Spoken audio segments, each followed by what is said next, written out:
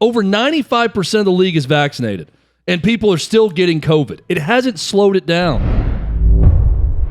Earlier today, Raiders and Browns. The Raiders are in their practice facility, their indoor practice facility. The scene was set where they have their bags packed. They are waiting to board buses that will take them to the Vegas airport to fly them to Cleveland, where they were originally scheduled to play tomorrow. They were told to hold tight, not get on the buses. Stand down because the NFL was going to reschedule the game. They have postponed that game. They've rescheduled Raiders-Browns originally for tomorrow. They will play Monday at 5 o'clock Eastern, followed by Vikings and Bears, which is already previously scheduled. So a doubleheader on Monday night. And Washington and Philly, the football team in Washington has been hit hard with COVID-19 protocol and policy. They've been moved to Tuesday night, as has LA and Seattle. The reason why the Browns, my theory here, why the Browns were not moved to Tuesday as well to give them the extra 24 hours is they currently are scheduled to play against Green Bay on Christmas Day, which is a week from tomorrow. So that's why they're not pushed to Tuesday to then ensure a shorter week for the Browns for competitive advantage. The Raiders wanted to play tomorrow.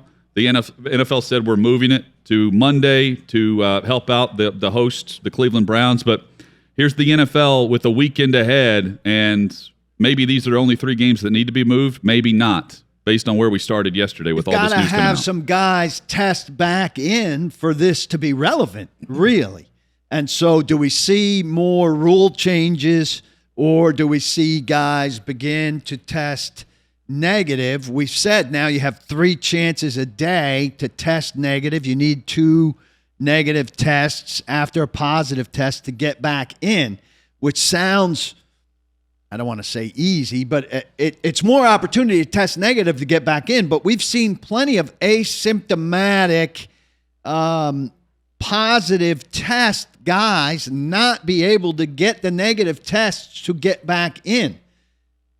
Mike Vrabel amongst them here in Nashville. This was back in August when he got it in Tampa Bay when the Titans trained with the Bucs for 2 days and then played a game there. He came back. He did have mild symptoms, which prompted him to take the test. But then he felt fine, and for 10 days he could not get the negative test to get back in.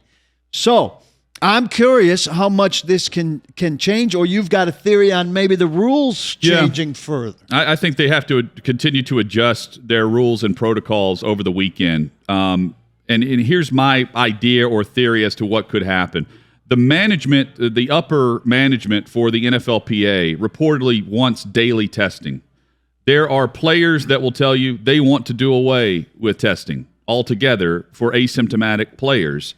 And vaccinated players. And I'm on board with that because if they come to an agreement, I'm going to read what Jerry Jones said. Let me read the tweet from Tom Pelissero because it's not just about asymptomatic or vaccinated players. This is from Tom Pelissero. Sources say the NFLPA has received feedback that a majority of players want to eliminate all COVID protocols altogether. They want to stop testing.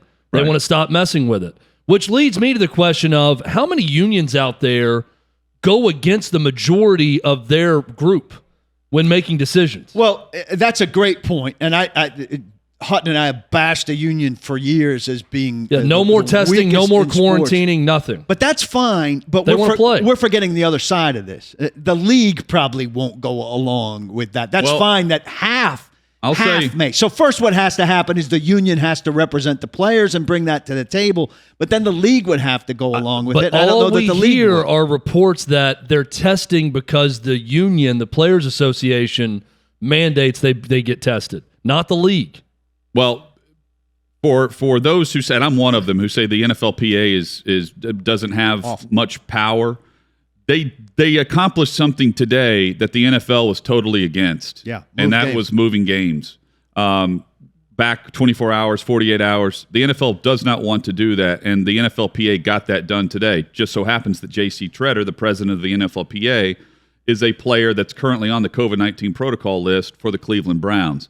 But I digress. So let me give a theory here. I think over the weekend, there's an opportunity for the NFL and the NFLPA to negotiate and come to an agreement with the protocols and the testing that even Mike Florio is now saying are outdated. And if Pro Football Talk is pounding that drum, everybody should take notice of that because he's never been on board with no testing.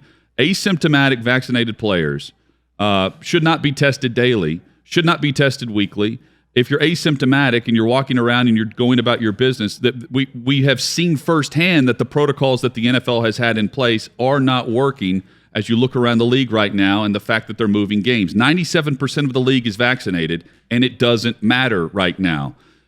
With that in mind, I think over the weekend they have an opportunity to adjust their protocol and announce on Monday that if you're asymptomatic and you're currently on a COVID-19 list, but you're asymptomatic and you're vaxxed, based on the fact that they were pushing that all off season, come back and say you can play. If you're asymptomatic and you feel fine, you can play. And that would allow Cleveland, who's hosting the game, to get players back. They're not having to travel underneath the current protocol. They're already there in Cleveland. Vegas is fine based on these numbers. They're not on the serious COVID-19 list that's really been affected this week. There are a number of teams that are, and I'll go through them in a moment. But then you have Washington, who's traveling to Philly. Their game has been moved to Tuesday. Most of the time, teams depart, especially if you're playing East Coast to East Coast, you're traveling day before the game.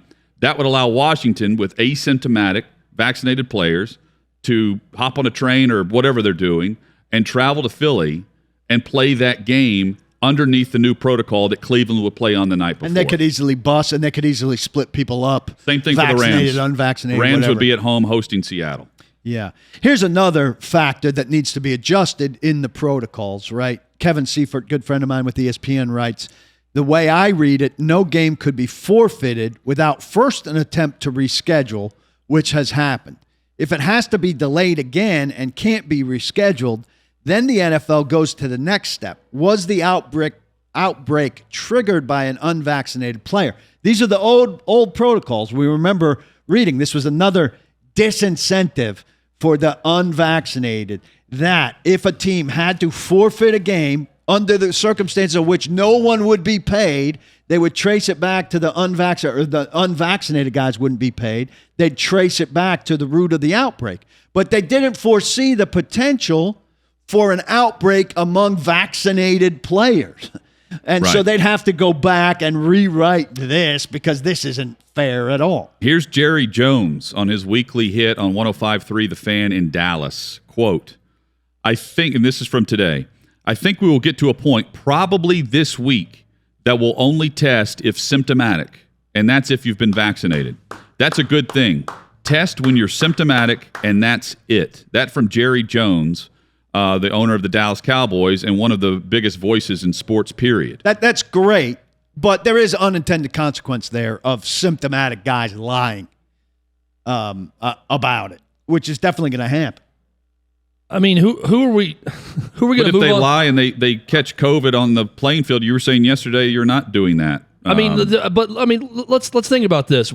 Everyone was told. Everyone in the media, right. Everyone in government, everyone said, if you sports fans want your sport, go out and get vaccinated. Over 95% of the league is vaccinated, and people are still getting COVID. It hasn't slowed it down.